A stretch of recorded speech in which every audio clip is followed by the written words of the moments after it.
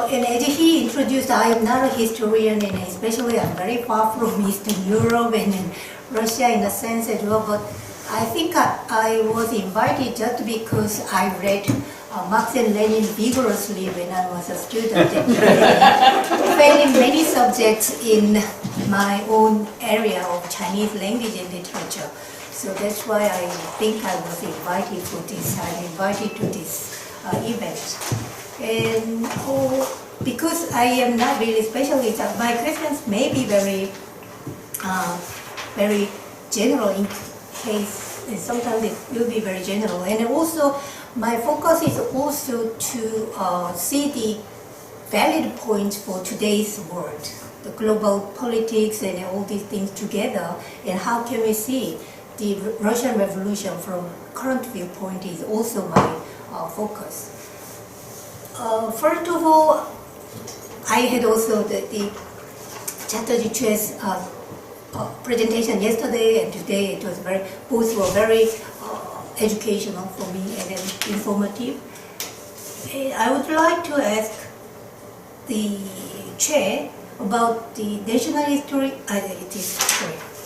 About the Russian Revolution, and then you said it was empire rather than nation.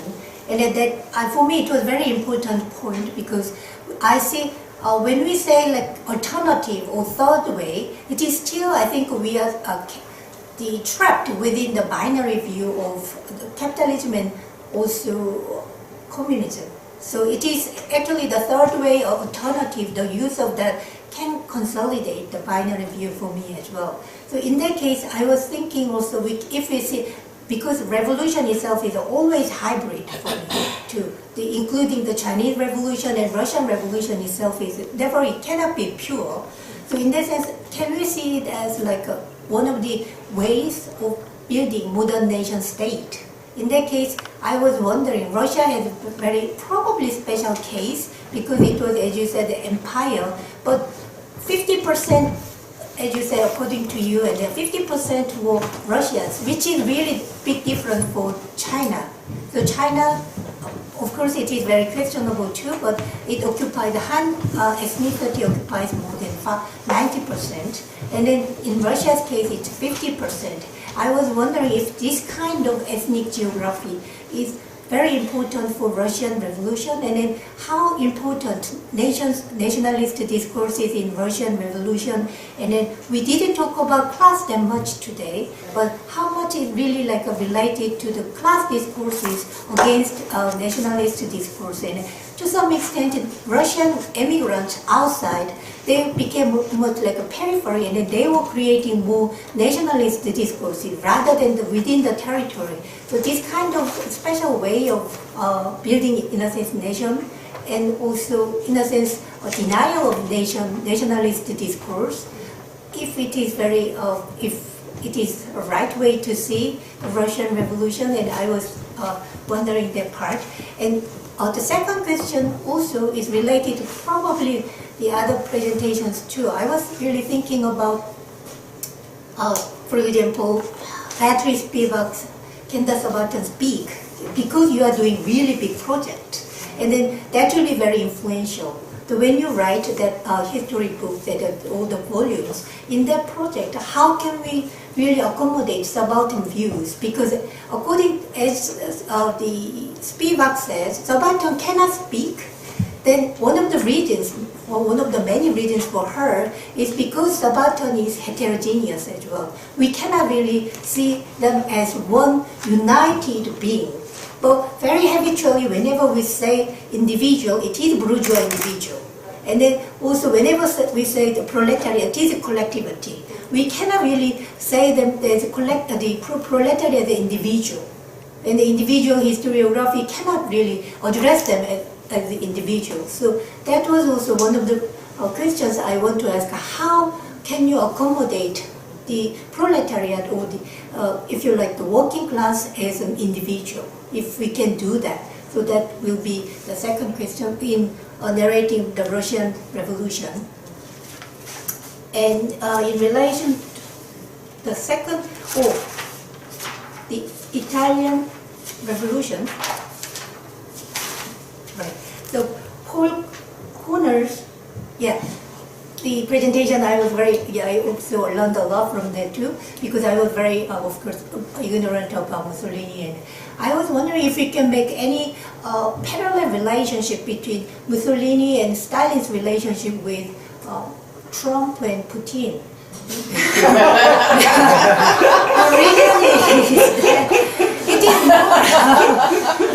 If we are led by ideologies, it may be misleading. It may be more like a personal, individual collusion, rather than, and also related to corruption and then materialist, their own, the ruling class interest, rather than their ideologies. If Mussolini was really revisionist and he changed his views, and it was really hybrid view, the fascism, but it was private property was respected, and then the collective, or also mobilization of collectivities, and it was there together. And then, rather than making parallel with just fascism and communism, can we see really the individual, some related, the ruling class relationship, collusion between these two individuals? So that was also my question.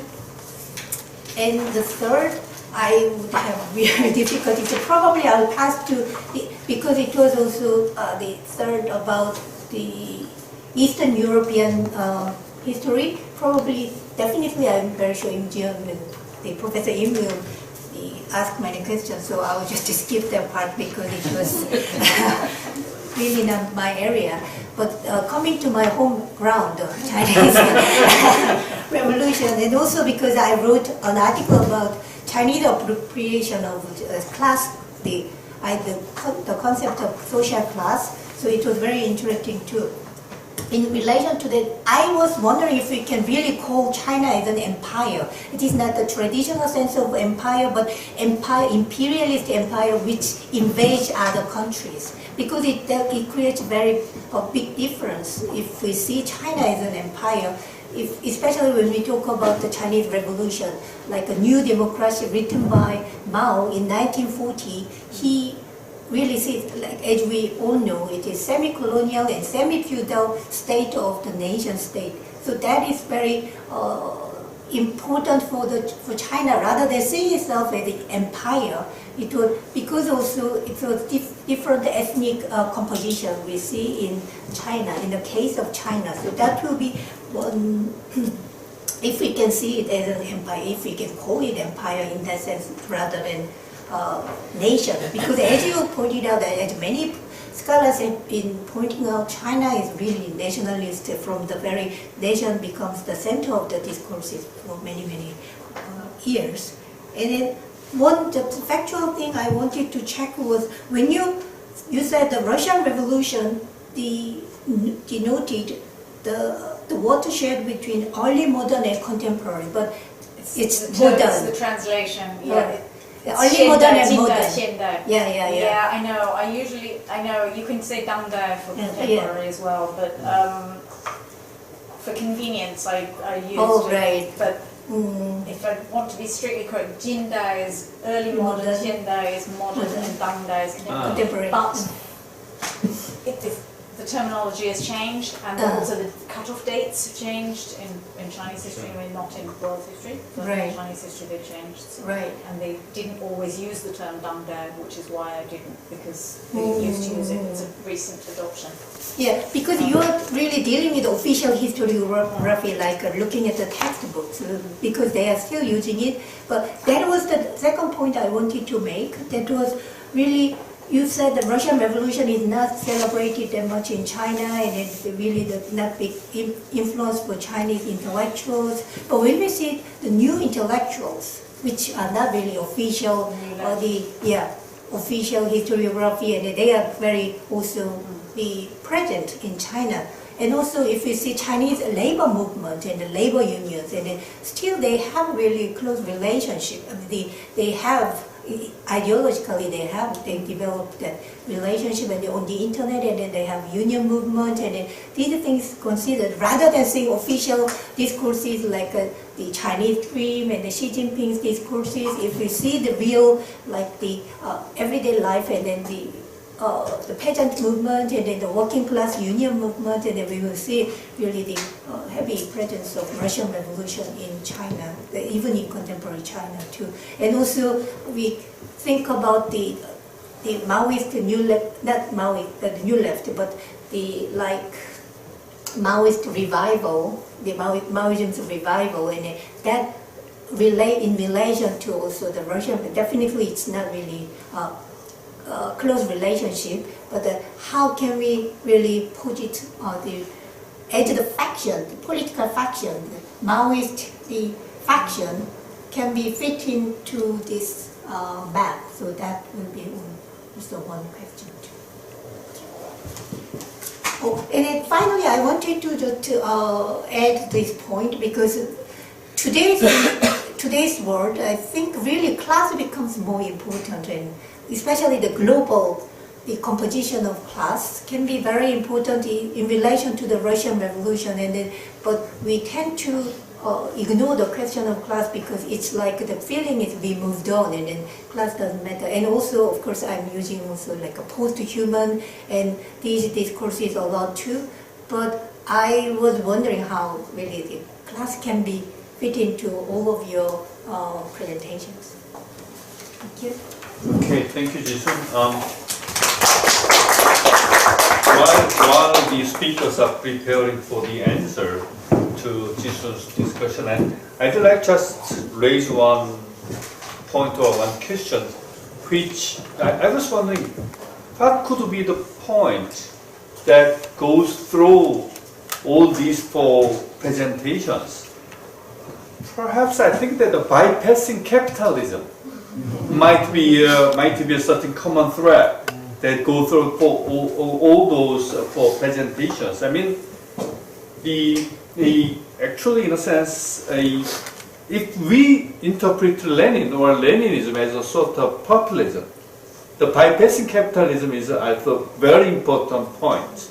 And even in the late Marx, in his the draft letter to Vera Zasuritchi, so those Russian populists or Marxist populists try to find justification from Marxist, letters, and also later in Japanese Marxists, right? They really made a very serious academic research on the very, very thoroughgoing analysis of four drafts of Marxist letter to Vera Zasuritchi, even, what's the name of this? Wada Sensei is in the early 1980s in a book, Late Marx and the Russian Role. And the Wada Haruki referring the Japanese academic research on the Marxist response to the Vera Zasuritchi's question, can Russia go directly to the socialism bypassing capitalism, right? This was a really serious question among the Russian Marxists in the late 19th century. China too. I mean, yesterday, M.N. Lowy and the Stalin's clashing points about the Chinese Revolution, in a sense, is related with this, right? But of course, this is not strictly bypassing capitalism, but even with a very weak, very weak stage of capitalism, one can really go transit to socialism directly. That sort of idea. I do remember when I read this Andrei Valitsky's A Controversial Transition from Feudalism to Capitalism in Russia. I was really fascinated by the idea, wow, my God, we can go directly to socialism by bypassing capitalism. We don't have to suffer from capitalistic, some yokes and these injustice and something like that. So I do remember when I was just a young, early 20s, like the age in your age, and I was really fascinated by the idea of bypassing capitalism. But in some sense, also this Mussolini, his idea about his analysis of world economy or world, divided into the bourgeois nation and proletarian nation, right? Italy is a proletarian nation. How can Italy compete with those bourgeois nations, right, efficiently? And in a sense, it's different way, but in a sense, it has a germ of bypassing capitalism. Means that all those guys, in a sense, had been in such a alternative or third way of modernization, bypassing capitalist, the evils or devils, something like that. So I mean that this, the people's way of thinking, the ways of bypassing capitalism and going directly to socialism could be a certain point to deciphering some sort of aberrations of those different aberrations of those Marxists, not in the center but in peripheries. Eastern Europe is Eastern European case.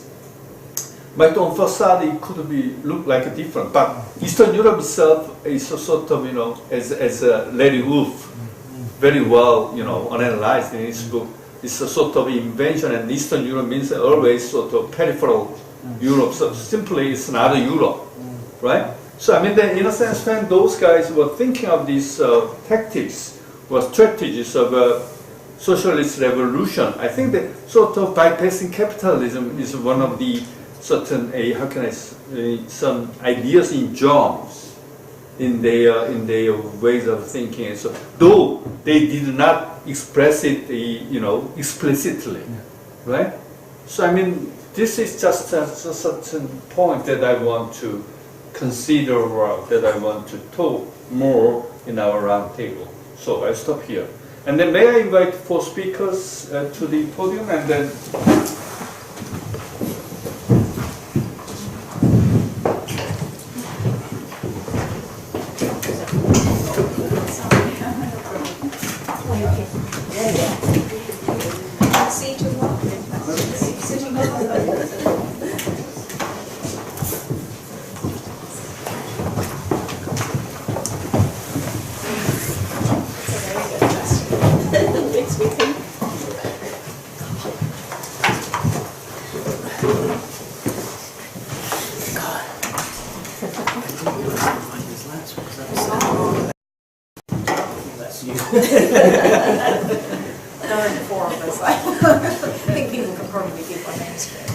Okay, then will you respond to the discussion by Jisung first, and then we can collect questions from the floor, right? Okay.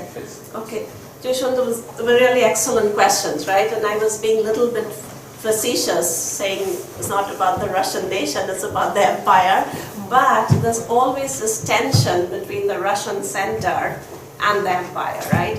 And in 1917, Stalin is really thinking about this universal idea of revolution. How do we connect European proletariat with the colonized countries, right? So that's a very universal vision.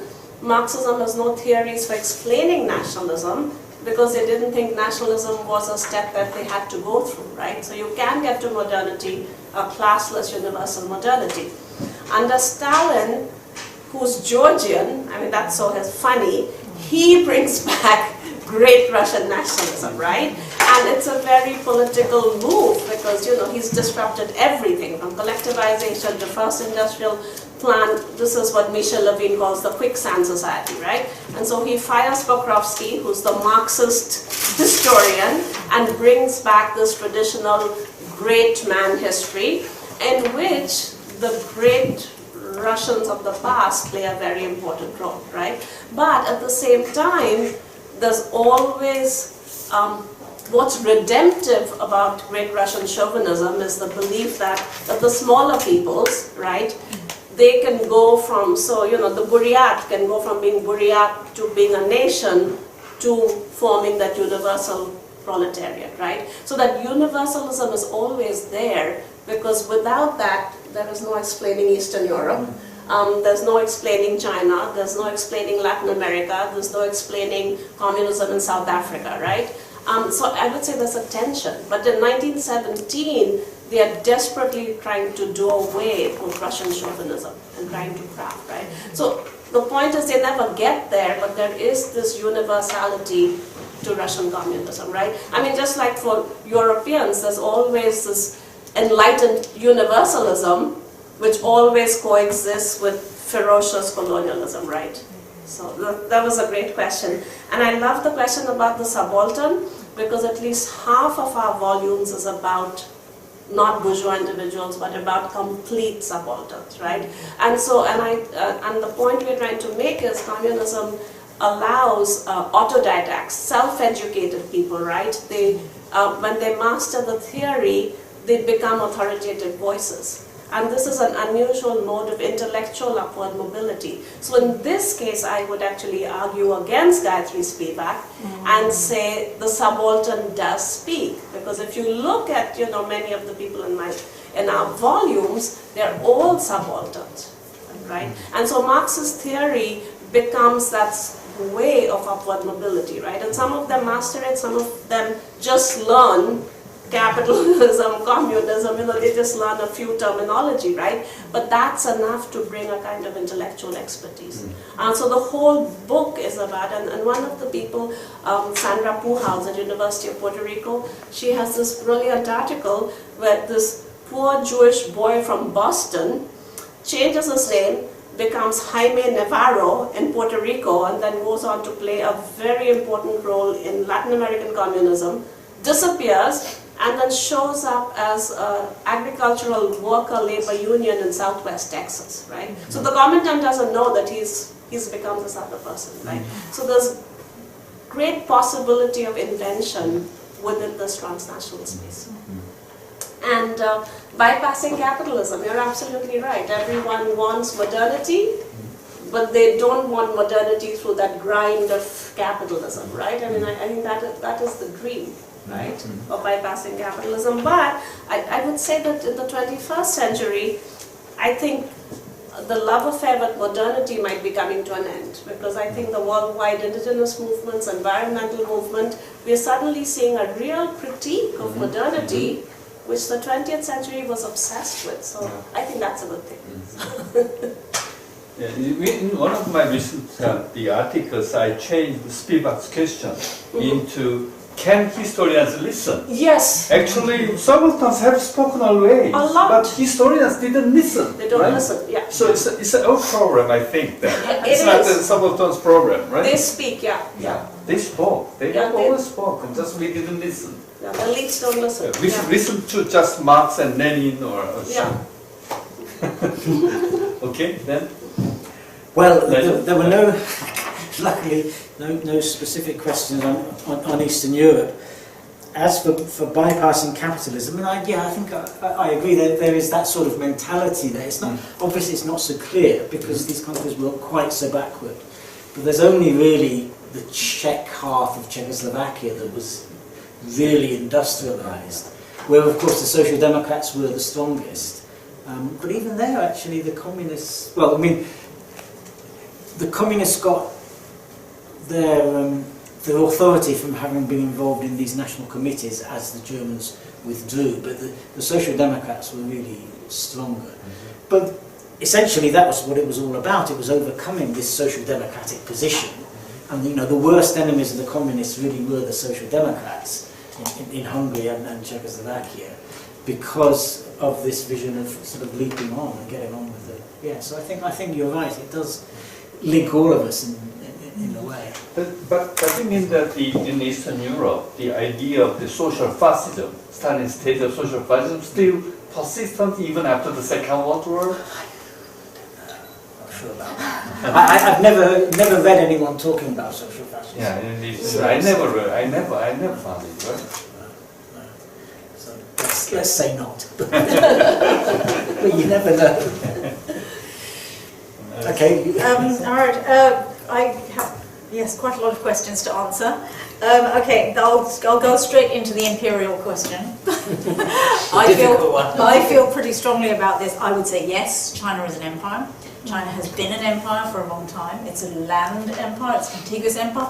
It had some aspirations to being a nearby maritime empire in the past. It currently claims the water lapping on Malaysian beaches. Yes. It has waged campaigns of currently called liberation for minority peoples who may not wish to be part of China, but because, as you pointed out, the Chinese-speaking, culturally Chinese, as diverse as that might be, and as invented, as relatively recently invented as that concept might be, that percentage of the population is well over 90. And so it's very easy for Chinese nationalism to dominate the People's Republic of China. So I would say that China, obviously China was an empire under the imperial regimes. They called themselves an empire. They regarded themselves as an empire, and conquering new territories, including new peoples, was actually considered a glorious thing. And during the Kuomintang period, actually, even if you look at the earliest textbooks from around 1950. Which was still used from the Kuomintang period. This conquest of new territories, this expansion of the great Middle Kingdom, was considered to be a good thing. And then there was a brief period in the 1950s, mid-1950s, when expansionism and imperialism was considered very negative, and suddenly these expansionist campaigns were regarded as campaigns of conquest, and therefore negative. Didn't last very long. They soon went. It was soon reimagined as a process of ethnic integration with the minority peoples, or more importantly, the minority lands, because the minorities actually occupy most of the landmass, or for the number of people that 90% of the Chinese population might be Han Chinese, but they only occupy about 50% of the land. And minorities, Tibet, Xinjiang particularly, occupy, and Inner Mongolia, that's a much larger percentage of the landmass. The theory of historical materialism very conveniently allows China to claim not to be imperialist, because since China never had a fully capitalist stage, and imperialism is an advanced form of capitalism, China could not by definition be imperialist. A very nice little way of skirting around the problem, and the Kuomintang used it as well. They used exactly the same logic.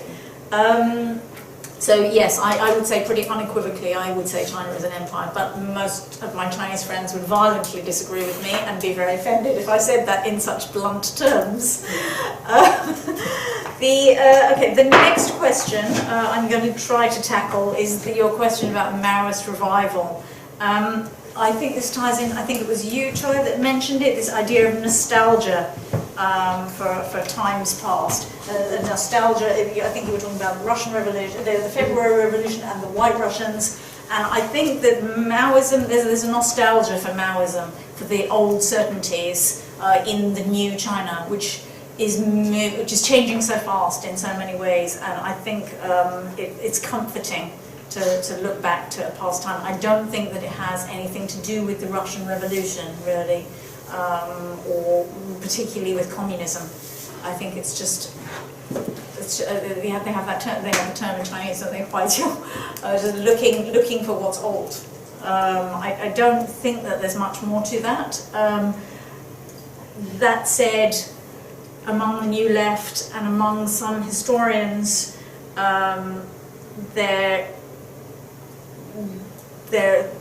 who maybe think that China's current direction is not the right one. Perhaps there is, but I haven't looked at that closely enough to know.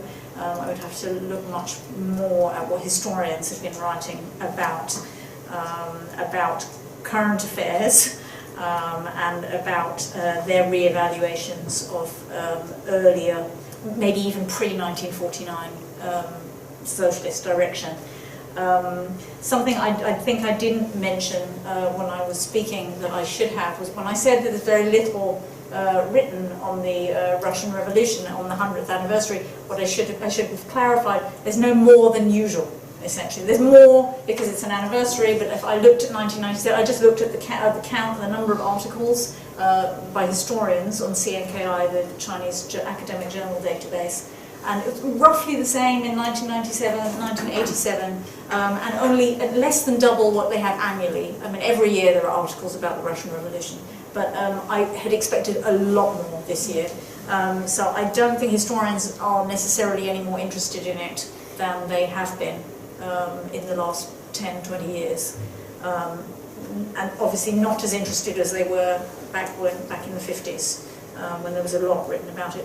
And tying on from that, going to the peasant and worker movements, I agree with you. That was a very good question about that, and it's a good point to make.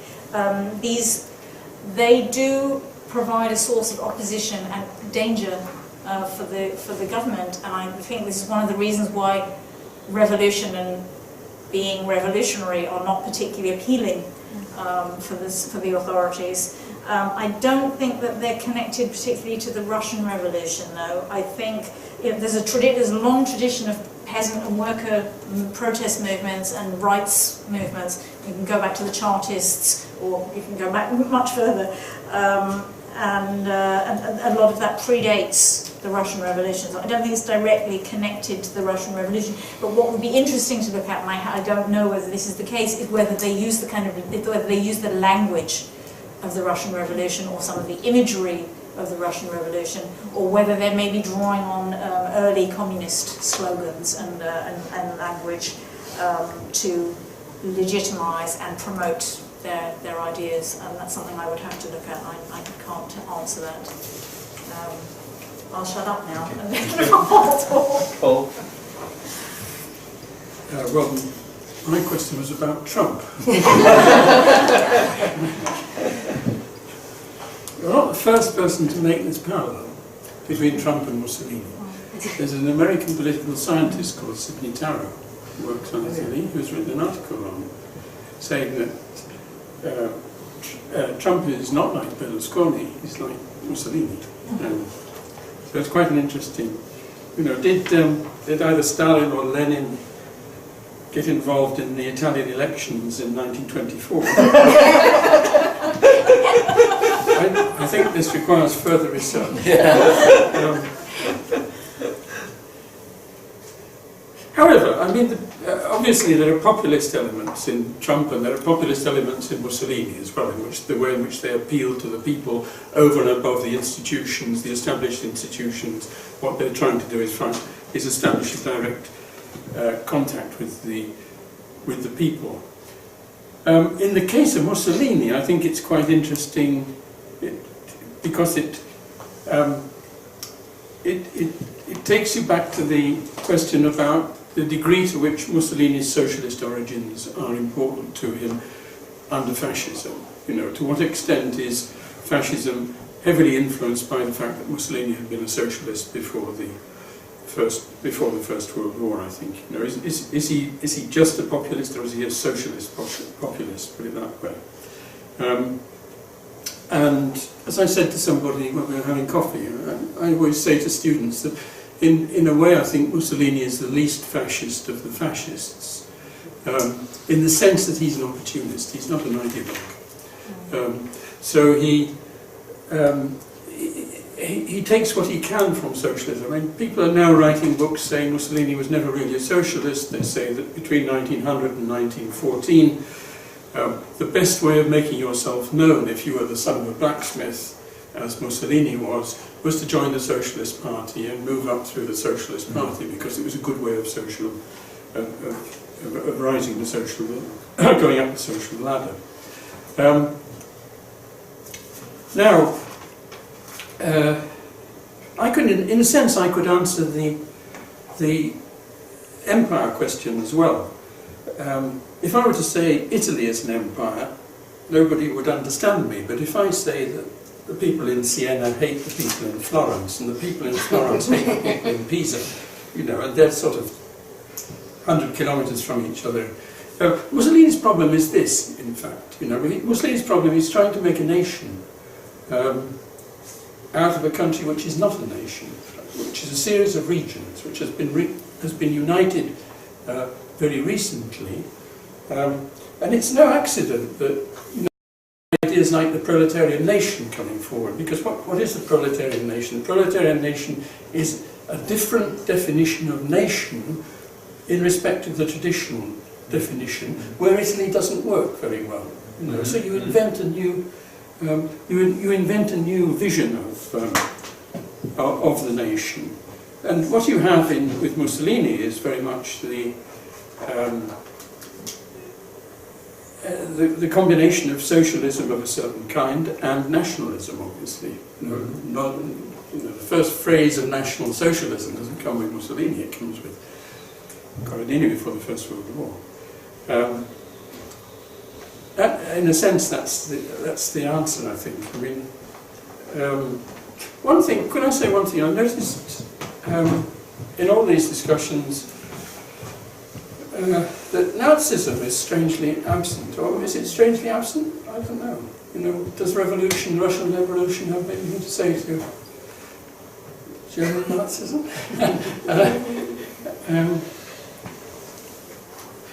And the other thing, and this may be related to Nazism in a way, the question of Nazism, I noticed in what so many people have said about revolution, particularly what Elisa said, the enormous moral content of the idea of revolution. We're not only changing the social structure, we're changing the way people think, we're changing the people, you know, we're sort of purifying the nation and things like this, that's very interesting. I mean, the way in which you defined it in Chinese terms, it almost sounds like E.P. Thompson and the moral economy, you know, peasant protest, this kind of thing. And there's a very strong moral content, or the Italian fascists claim there's a very strong moral content in fascism as well. Bypassing capitalism means raising the human race to a new spiritual level, which goes beyond materialism, either of capitalism or communism. I wonder if Nazism is absent from this, not only because we don't have anybody on the table who has spoken about Nazism, but because Nazism in a way doesn't convey this same kind of moral revolution which the other regimes are claiming to represent. I don't know. I feel as though I should respond to that. Well, I did have. I think it was directed at you. I was thinking about that, you know, as you were speaking, and I think the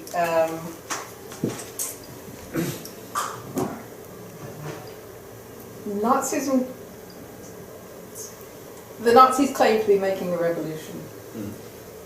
It's not, as you said, it's not really a moral revolution. It's a transformation.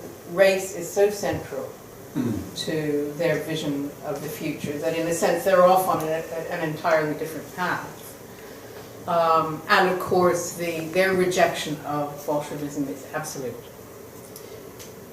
Leaving aside 1939, Nazism the Nazi revolution is manifestly not only an anti-socialist but specifically an anti-communist one. And one of the issues there is timing. Yes. The Nazis come to power 10 years after, more than 15 years after the Russian Revolution, and have had that time to fuel their movement on anti-Bolshevism that's coming from various corners. But I think the nature of the claimed revolution is so very different. The model is schematic. Okay. And you No, I think she had a question. Yes, please. I was in relation to Nazism because I was wondering if we can divide authoritarianism and totalitarianism in a sense together into two categories of one mobilizing society and the other one stabilizing society, so suppressing the masses, and the other one mobilize the masses. For example, Nazism and fascism probably, and communism when they are having revolution, and then when Stalin stabilizing, and then Mao when he had to stabilizing after also, that should be probably divided, the authoritarian and totalitarian regimes, and but still sometimes they need to, like I would say Xi Jinping is now doing stabilizing, and that is the main ideology. They're suppressing people, and according to the need, they probably need to some kind of revolution ideology and new subjectivity. They need to construct like fascism they did, and then Nazism they also came up with that, and also somehow modern state revolution they need a new citizen, and then also in China, Chiang Kai-shek also knew the life movement also in a sense. Directly, of course, Chiang Kai-shek, of course, he imported directly from Mussolini. He learned directly from Mussolini. He has personal relationship also, like through his colleagues, and so that is there. And they also he wanted to kind of construct, militarize the whole society, mobilize and militarize the whole society, and then one stabilize the society. And these two ways of the totalitarianism, if we can see, divide this way. I was wondering. Perhaps I think I can introduce Leszek Kłakowski's division of authoritarianism and totalitarianism. Actually, he pushed 1956 as a year when the East European communist system began to change from totalitarianism to authoritarianism.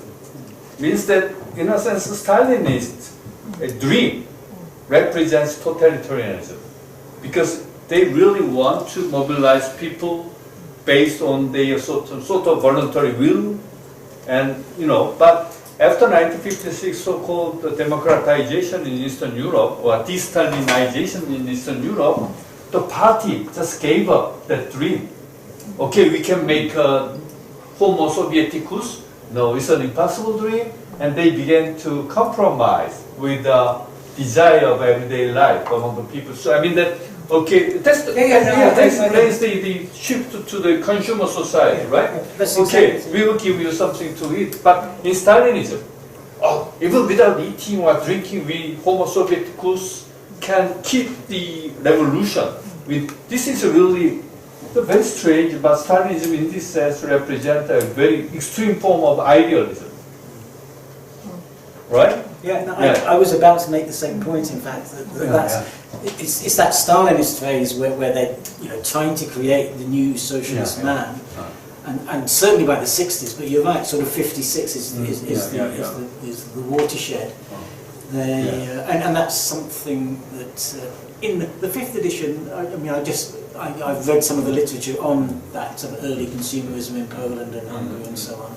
And in Hungary, there's a very clear central committee meeting that someone's written an article about, where they're basically saying we're giving up, we're going to go towards Western style consumerism in order to stabilize the system. So I mean, this please. So if I want to go back to the idea of revolutionary dreams and the possibilities of recovering or maintaining that revolutionary moment, which is not about, it can't yet be about the creation of socialism, which ought to emancipate all of us, but is actually about the momentary experience of self-emancipation that you were talking about. And I was thinking about the legacy of that, and how, if at all, is it transported. And one of the ways, I think, is actually the Comintern. And it's the transnational space that's mapped by the Comintern, but also the way in which the Comintern maps onto European colonial empire. That moment of revolution is always new outside of Europe. And it also enables the subaltern to speak, as you put it. The other thing I was thinking about was generations, and that was brought home to me by Nigel talking about the attack on the left sectarian veterans of 1919, which keeps coming back in European communist movements. There are the people there who were there at the moment of revolution, or even there at the moment, say in Germany, in 1933, who were the last hope of resistance against the Nazis, and how are they allowed to continue speaking? Are they allowed to pass on that revolutionary spirit, or are they silenced in different systems? So that's just an observation. But yeah, the Russian Revolution as a revolution, that's something we want to keep thinking about. So can I just respond to you? And I'm thinking about Khrushchev's Vergenland's campaign, right? If you look at the language, Khrushchev is reliving that revolutionary moment. He hasn't bowed down to the consumerism, right? And if you look at Gorbachev, can also be seen as this as an idealist who's incredibly revolutionary, right, if you read his writings. And he's really thinking of reliving 1917 and 1985. So, I mean, part of the reason people don't like Gorbachev because he's going back to that old language, you know, like Eastern Europeans hate him. Like, seriously, you're going back to 1917, but he was, right? So I think that revolutionary spirit pops up over and over again. And it's destabilizing, it's very frightening, because the apparatchiks don't want any more revolution, right? But Khrushchev is a crazy revolutionary, right? That's why they get rid of him. And already people began to be sick with the revolution. Certain fatigue, certain fatigue they cannot bear anymore. And yes, I mean, so in the Eastern European case, I think this 1956 is real. I mean, the turning point, right? It is, and it's, well, some of the more recent social and cultural history of Eastern Europe, it's quite clear that it's, you know, it's really, you know, 57 onwards really they're talking. I mean, I'm thinking of an article about the content of women's magazines and things. You know, after 1957 is a very different, you know, sort of training young women to be good housewives instead of revolutionary heroes and tractor drivers, that sort of thing. And the first jazz bar in Poland, they appeared in 1956 in Krakow, Umuniaka. It's actually, this is really, how can I say, change of texture of society. And then from this revolutionary dream into sort of, how can I, certain compromising reality, something like that one can find. So totalitarianism is, in this sense, really related, connected with the revolution more than the authoritarianism is connected with the revolution. Okay, then I want to collect some questions from the floor. Yes, please.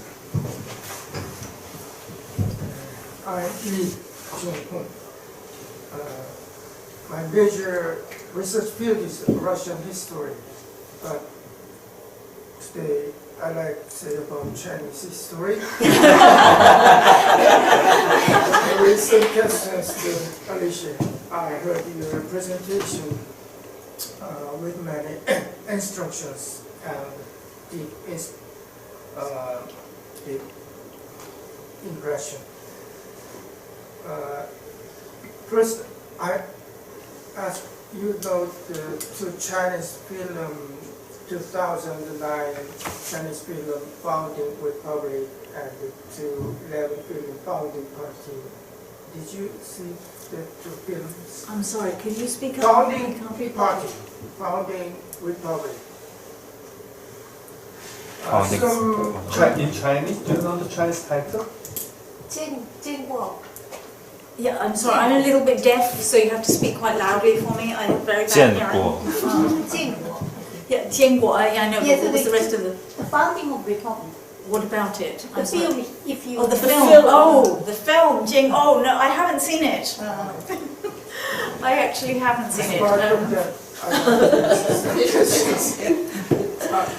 You heard my voice? You heard? No, I can't. I have very bad hearing, so why don't you use a microphone or I come and stand nearer to you?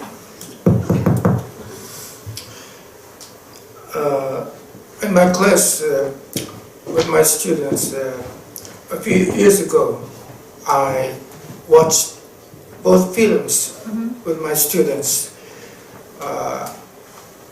We researched the continuation or influences of Russian revolutions abroad. When I watched the film, I felt some vagueness because in China, in Chinese both films, they minimize the Russian influences. Founding Communist Party and the People's Republic is inevitable outgrowth of Chinese own history. That kind of a viewpoint I felt, but at the time my feeling and my impression was somewhat vague. And this is just crystallized by listening your presentation. So I think in the film some transitory phenomenon, forgetting Russian Revolution, only remembering Chinese own revolution, severing the historical relation, that kind of a feeling I felt. So if you have seen that film, or you insert comments on both films, I think your presentation will be more enriched. That's my suggestion. It's a suggestion rather than question, right? Yes. If you watch the film, it can be. Yeah. I haven't seen those films, but I do watch quite a lot of Chinese films, and this kind of approach, nothing to do with the Russian Revolution, but this idea that everything that happens in China happens indigenously and autonomously and is not influenced by anybody else is very, very common. There's some wonderful films, the propaganda films, I love them, from the early 1960s, from the 1950s and 1960s, about the war with Japan. And they show these peasants using their innate Chinese, indigenously Chinese wisdom to defeat the Japanese devils. Even though the Japanese are much better armed, of course, the Chinese come up with these ingenious ways. There's a famous film called Dilejan, landmine warfare, and they make these homemade landmines and they blow up the evil Japanese. But it's because they are so patriotic and they have this peasant wisdom honed through working the land. So this approach, and then this goes back, of course, very far to the 1950s and 60s, but I think it's still there in a lot of contemporary films. That said, a lot of contemporary films are more subtle. They don't all follow the official narrative, but films like, the TV series. There's a TV series called Towards the Republic, or I forget how it's usually translated. And this is a little bit more nuanced. It's still very nationalist. It doesn't really take its cues from anyone else. But it does reevaluate some of the historical figures who appear in it. In a way that's let me add one thing. Please. If you don't mind. And one striking feature was for me in both films, treatment of Chiang Kai-shek and his son and his Kuomintang colleagues. They were represented as heroes in opposite side. Frame was Chinese classic, we say Chohanji, Han Dynasty, Chu Dynasty, and Mao is the founder of Han Dynasty. That kind of a feeling.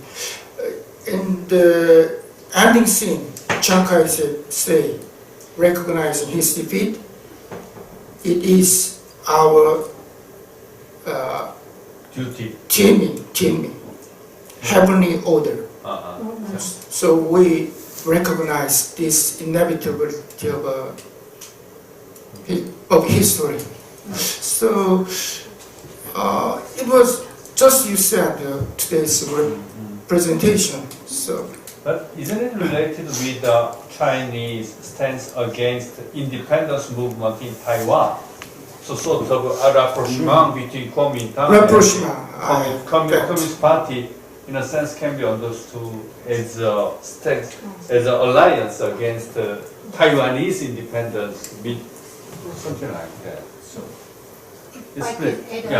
Because I watched the film and then I taught the film, and then the film should be understood as the 50 years of the anniversary of Chinese Republic of Chinese, the founding of the Republic of Chinese, and then in Chinese it is actually 建国大业, so which is the great business of founding the republic, and that is really the state project rather than any other. It is really propaganda film. We should see that as a propaganda film rather than just the film. And then you can see the realities, spectacle of the stars, all the Hong Kong stars, including Jackie Chan, all appeared little bit by little bit. So that should be understood that way rather than really the real thing. But in relation to that, and how they see Russia, and also Russia and India in a sense very similar, because that's really disaster for Chinese official viewpoint. So Russia and India, so you don't want that kind of chaos, and then China even they totally deny that they don't want to be compared with Russia or India, so they feel really humiliated for these kind of comparisons. It should be always the US, and then G2 global superpower is the main concern, it's American dream and Chinese dream, and then hard power, soft power. So they want to be really compared with the US. Nobody else can be compared. So the Russia is really not in the map anymore at all. So that is the thing. But in relation to the real everyday life and then people's memories, I would say you maybe haven't seen, I don't know if you have seen it, In the Heat of the Sun, and these kind of films, you can see how people were really, the ordinary people were influenced by the Eastern Europe and then Russia, and how they admire them, and it was just in their own life. And then there's a really remarkable scene where international, in Chinese, it was all like 2 or 3 minutes, you have like a music video, and then the riding bike, and it is just hooligan, it is not a revolutionary, during the Cultural Revolution. So it is that Russia was part of everyday life. And also the Russian women, very often watching Russian women on the TV, on the movie, the theater, and then that was really seen as like erotic image, rather than real revolutionary discourses, and how they interpreted, how people interpreted in everyday life was really Russia and Eastern Europe was really exotic, in a sense erotic, the object of desire very often. And also I want to just add one thing is, when Maoism is very often equated with the peasant movement, and so very often the workers' movement in China, they refer to Russia actually, the Soviet Union, rather than going back to Maoism. So that will be also interesting comparison too. Okay, thank you. And is that okay? I can just speak up. Okay. Okay, so I have a question for Professor Corner. So thank you so much for your illuminating talk. Although I admire Gramsci, but I haven't looked into Italian intellectual history, so I learned so much from your talk. I think it is fascinating to see that fascism and Italian fascism and communism converged in their attempt to envision alternative modernity. So I wonder whether you could introduce some examples where fascists and communists concretize their ideas of alternative modernity. Let me think.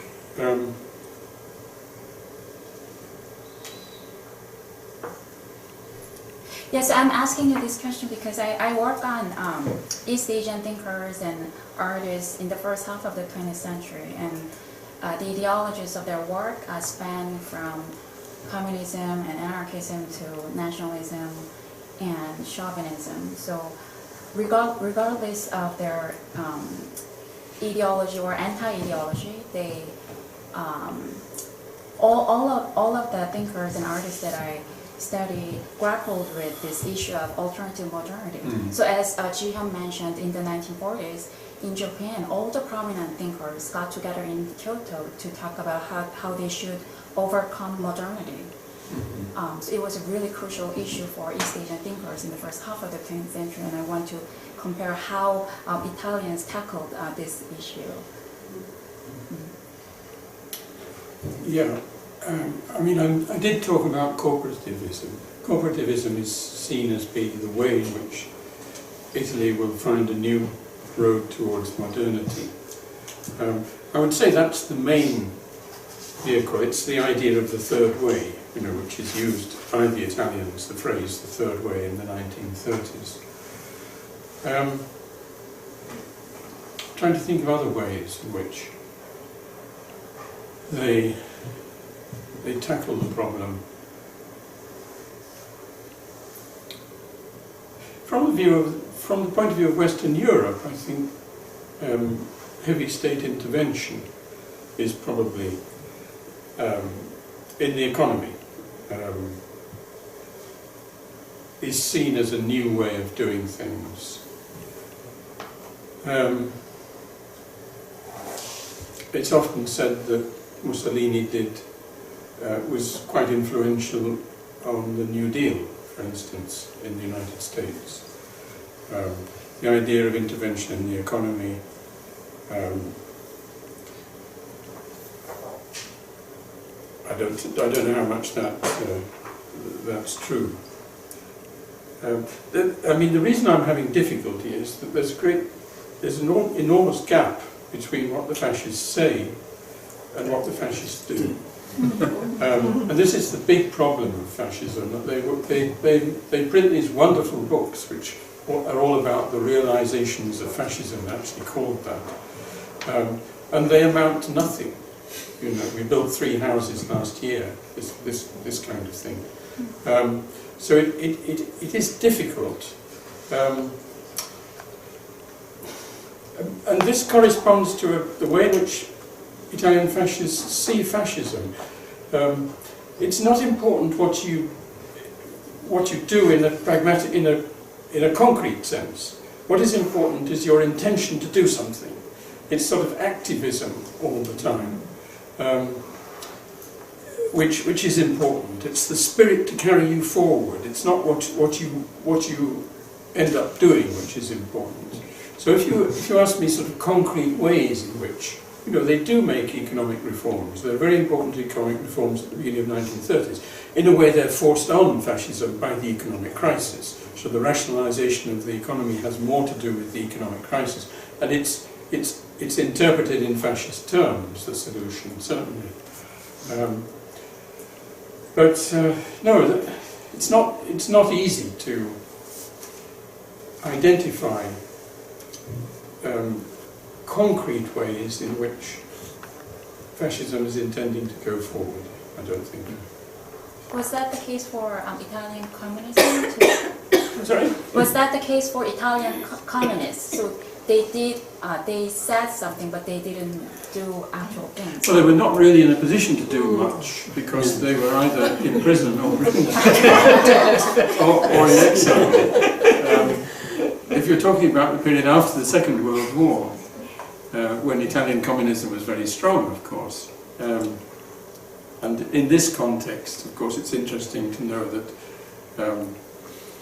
Stalin actually said to Togliatti, you know, whatever you do, don't think of having a revolution. If you're thinking of communists after the Second World War, yes, in a way, the same thing is true. You know.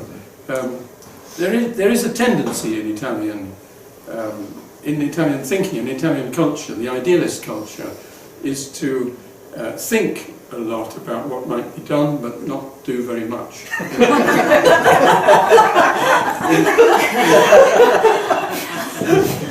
in concrete terms. I think that is perhaps a generalization. Okay, since we are planning to visit the Museum of War and Peace, which has the wonderful exhibition of comfort women, so I'd like to get just one last question, if you prepare. I had one question, but I won't really interrupt. Mine is a very short question. Who? You? I have a very short question for the panel. Yes, please. And it is depressing, or it may not be depressing, I don't know. But just listening to all these interventions, I have the impression that in the course of the 20th century, where nationalism and socialism meet, it's always nationalism that wins. Is this true? What do you say? Well,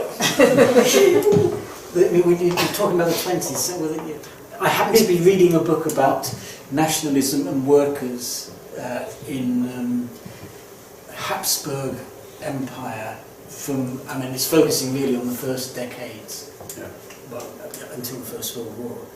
And unfortunately, the book tries to say that it's saying something new, and it is saying something new in as much as it shows much more clearly how nationalism works.